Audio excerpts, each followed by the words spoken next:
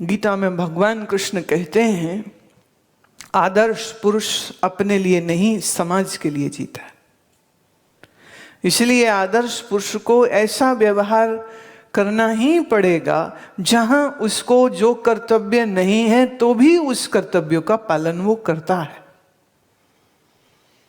अब वो खुद भी कहते हैं कि मेरे ऊपर कोई कर्तव्य है नहीं, लेकिन फिर भी देखो मैं अपने क्षत्रिय धर्म को कितने अच्छे से निभा रहा हूं।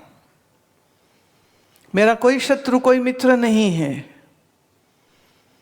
लेकिन फिर भी मैं पक्ष लिया है क्योंकि तुम सत्य के पक्ष से लड़ रहे हो, न्याय के पक्ष से लड़ रहे हो, धर्म के पक्ष से लड़ रहे हो, इसलिए मैं भी तुम्हारे साथ खड़ा होके, मैं एक किनारे में तो नहीं बैठ गया कि हमें क्या लेना देना जो होता हो, कौरव मेरे क्या दुश्मन थोड़े हैं, पांडव ठीक है रिश्तेदारी है तो फिर वो रिश्तेदारी कौरवों के संग भी तो है, तो मैं किसी का पक्ष क्यों लूं। लेकिन फिर भी ये मेरा कर्तव्य है कि मैं कोशिश करके समझाऊं, जब नहीं समझे युद्ध की आ ही ठहरी तो दोनों में से एक का पक्ष मैंने किसका लिया, मैंने तेरा पक्ष लिया। क्यों लिया, क्योंकि धर्म तेरे साथ है। वैसे मैं एक बात कह दूं, कहानी कहते हैं कि अर्जुन कृष्ण के पांव की ओर बैठ गया था और दुर्योधन सिर की ओर। इसलिए कृष्ण ने कहा पहले तू मांग। दोनों गए थे ना सहायता लेने कि हमारे ओर से लड़िए, और कृष्ण ने कहा कि देखो मैंने तो पहले अर्जुन को देखा, पांव की तरफ था ना, आंख खुली तो पांव की तरफ नजर गई, तो इसलिए पहला मौका अर्जुन को मिलेगा। पर सोच के देखिए अगर कहीं कहानी उल्टी हो जाती कि उधर दुर्योधन बैठ जाता और अर्जुन सिर की तरफ बैठ जा तो कहानी क्या हो जाती।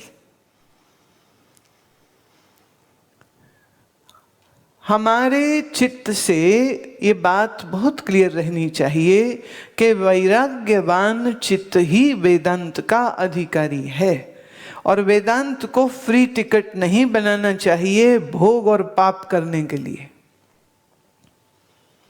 कि कोई जाकर किसी की हत्या कर रहा हो और कहे ना हन्यते हन्य माने शरीर है, और वो मार रहा हो लोगों को ये डायलॉग बोल बोल के कि अरे देही तो मरती है, आत्मा कहाँ मर रही, तो चल तू भी मर जा, तू भी मर जा, तू जो मेरी बात न सुने मैं उसी को गोली मार दूं, तो बड़ी खतरनाक बात हो जाए। ये तो रावण वाली बात हो जाए, आसुरी बात हो जाएगी। अब इस बात को मैं वापिस अपने विषय पे आती हूं। ततर त्वम में एकता बनानी नहीं है, एकता है पहचाननी। अब पहचानने के विषय में वो कहते हैं कि 3 प्रकार हो सकते हैं, जहत अजहत और भाग त्याग लक्षणा। मैंने 3 लॉजिक्स उन्होंने दिए हैं कि इनमें से किसी एक के साथ अब एक एक करके सब ट्राई करके कहते अब समझ लेते हैं कि हमने तत् और त्वम की एकता कैसे बनानी है। तो जैत लक्षणा के विषय में कहते हैं, अत्र गंगायाम घोषम प्रतिवस्ती थी वाक्यात जैत लक्षणा अपि न संगच्छते।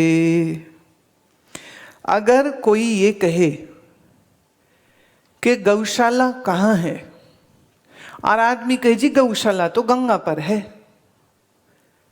तो यहां क्या गंगा पर गौशाला हो सकती है? तो इसमें अर्थ हमको क्या लेना पड़ेगा, हमें गंगा छोड़ देनी पड़ेगी। तो अर्थ क्या निकालेंगे कि गंगा के किनारे पर गौशाला है, गंगा में नहीं है। किसी को पूछा तुम्हारा घर कहाँ है, कहते रेलवे फाटक पर। तो उसका अर्थ क्या है, रेलवे फाटक के पास। तुम्हारा घर कहाँ है, बोले वो जो मंदिर नहीं है लक्ष्मी नारायण वहीं पे। तो अब क्या वो मंदिर के अंदर भगवान बन के बैठ के रहता है? पर उसका अर्थ क्या है, मंदिर के पास। तो ये क्या है, जहत लक्षण। अब कहते वाक्यवाद जहत लक्षण में हम इसी को अगर हम अप्लाई करना चाहें जहत लक्षण को, तो हम कह रहे हैं तत्त्वमसि, तत् और त्वम एक हैं। तो इसमें हम तत् को छोड़ दें तो पीछे क्या बचा, तो एकता किसके साथ करें?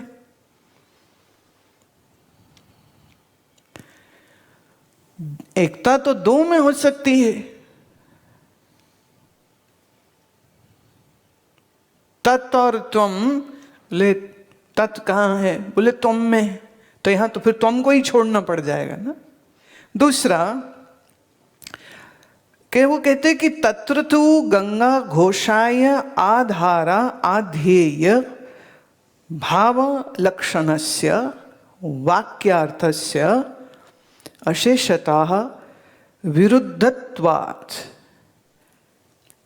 गंगा और गौशाला की उदाहरण में, गंगा में गौशाला नहीं है, गंगा के किनारे में गौशाला है, तो वहां गंगा को छोड़ के अर्थ निकालना पड़ेगा कि उसके पास। तो हम यहां एक चीज हमने छोड़ी है,